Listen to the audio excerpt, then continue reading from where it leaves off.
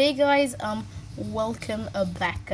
मेरा नाम है आशुतोष और वापस से स्वागत करता हूँ आप सभी का एक शॉर्ट सीरीज़ के साथ। और आज करने जा रहे हैं the rise of nationalism in Europe chapter.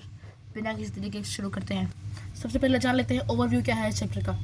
तो the rise of nationalism in Europe में आपको ज़्यादा से ज़्यादा स्टोरी लाइन पता होना चाहिए और थीम्स और आइडियाज़ पता होने चाहिए इस चैप्टर की क्या है इसमें। तो सबसे पहले स्टोरी लाइन जानते हैं कि पहले फ्रेंच रिवॉल्यूशन हुआ, उसके बाद नेपोलियन राइज एंड फॉल हुआ। इसमें हमने पढ़ा था सिविल कोड ऑफ 1804 या फिर हम लोग कह सकते हैं नेपोलियनिक कोड। उसके बाद हमने पढ़ा न्यू कंजर्वेटिज्म आफ्टर 1815 जो कि था ट्रीटी ऑफ वियना के बाद से। फिर द एज ऑफ रिवॉल्यूशन जिसमें France, Belgium, Greece, France, Germany, अलग अलग कंट्रीज मिलकर नेशनलिस्ट फीलिंग की ओर बढ़े और नेशन फॉर्म करने के लिए आगे बढ़े। फिर हमने देखा making of Germany, Italy and Britain, और ब्रिटेन का थोड़ा सा स्ट्रेंज केस था। तो इन सब के बारे में बात करने जा रहे हैं आज की वीडियो में। फिर जानते हैं कि थीम क्या है इस बार इस चैप्टर का। तो इसमें हमें एरिस्टोक्रेसी और middle class, new middle class के बारे में जानना है कि कैसे उस टाइम पे न्यू मिडिल क्लास लोग इमर्ज किए थे और कैसे उन्होंने अपना जलवा दिखाया था। फिर कंजर्वेटिज्म और रिवॉल्यूशनरीज का साथ में होना हमें जानना देखना है।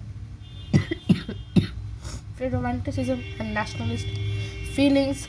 फिर विजुअलाइजिंग द नेशन यानी कि एलोगरी मतलब ये सच नहीं होता है लेकिन हम लोग कुछ सोचते हैं कि परफेक्ट हो, ठीक है, ऐसा कुछ। तो मस्ट नो सेक्शन में आ चुके हैं हम लोग पहली बार। एमसीक्यू के लिए कुछ इवेंट्स की क्रोनोलॉजी याद रख लो, जैसे कि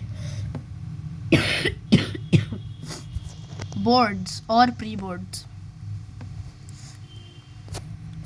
मैं आपको बता दूं हिस्ट्री से क्रोनोलॉजी वाला क्वेश्चन पूछा जाता है और मोस्टली या तो नेशनलिज्म इन यूरोप या नेशनलिज्म इन इंडिया से पूछा जाता है। तो इसके लिए तुम क्रोनोलॉजी याद कर सकते हो कि नेपोलियनिक वॉर हुआ, उसके बाद ट्रीटी ऑफ वियना आई, फिर ग्रीक स्ट्रगल फॉर इंडिपेंडेंस हुआ, फिर slave nationalism in utopian empire हुआ, ओटोमन एम्पायर हुआ, फिर ट्रीटी ऑफ कॉन्स्टेंटिनोपल हुआ, फिर डिफीट ऑफ नेपोलियन हुआ था, फिर unification of Italy, unification of Germany, फिर यूनिफिकेशन ऑफ ब्रिटेन, ठीक है। कुछ एग्जाम्पल्स उन क्वेश्चंस की देख सकते हो, ये दोनों जैसे कि आए थे 2023 में और 2024 में। फिर देखेंगे फ्रेडरिक सोरू पर क्वेश्चंस आते हैं, बस जान लो वो कौन है, उन्होंने क्या किया। हाँ, बस इतना ही, बिल्कुल सही कहा। फ्रेडरिक सोरू के ऊपर कुछ क्वेश्चंस आएंगे या आ सकते हैं, चांसेस थोड़ा कम है लेकिन इसे पढ़ के जाना है। इसमें क्या था, फ्रेडरिक सोरू जो पेंटर था उसके बारे में जान के जाना है। उसके बाद फिर पढ़ना है कि examine the significance of statue of liberty in Frederic Sorrieu's paintings. तो देखो इसमें जो फ्रेडरिक सोरू की जो पेंटिंग थे ना, उसमें आपको सारे देखने हैं कि स्टैचू ऑफ लिबर्टी क्या कर रहा था वहाँ पे। जो क्रश्ड बॉटल्स और पुराने ज़माने का चीज़ थे वो नीचे गिरे हुए, उसका आपको मीनिंग जान लेना है। फिर वहाँ पे गॉड था ऐसे करके उसका मीनिंग जान लेना है। ये सब जानना काफ़ी ज़रूरी है, ठीक है। फिर फ्रेंच रिवॉल्यूशन में क्या हुआ, कैसे नेशनलिज्म का आइडिया आया उनके बीच में।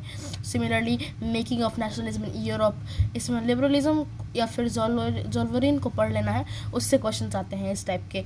फिर न्यू कंजर्वेशन आफ्टर 1815, तो ये सब आपको पढ़ लेना है। फिर द एज ऑफ रिवॉल्यूशंस 1830 से लेके 1848 तक ये इससे रिलेटेड क्वेश्चंस आते हैं। How did the treaty of Constantinople of 1832 recognise as independence, तो ये क्वेश्चन काफ़ी इंपॉर्टेंट है, ये आएगा ही आएगा, मैं इसका गारंटी दूँ आपको, ये क्वेश्चन आना ही आना है, ठीक है। तो आज के लिए बस इतना ही, मिलते हैं अगले वीडियो में। तब तक के लिए लाइक करो, शेयर करो, चैनल पे नए हो सब्सक्राइब करो, और भी वीडियोस आते रहेंगे। तब तक के लिए लाइक, शेयर एंड सब्सक्राइब। और हाँ, याद रखना कि ना सिर्फ SST बल्कि मैथ्स और साइंस दोनों का शॉर्ट सीरीज़ लेके मैं जल्दी ही आने वाला हूँ। तब तक के लिए बाय बाय।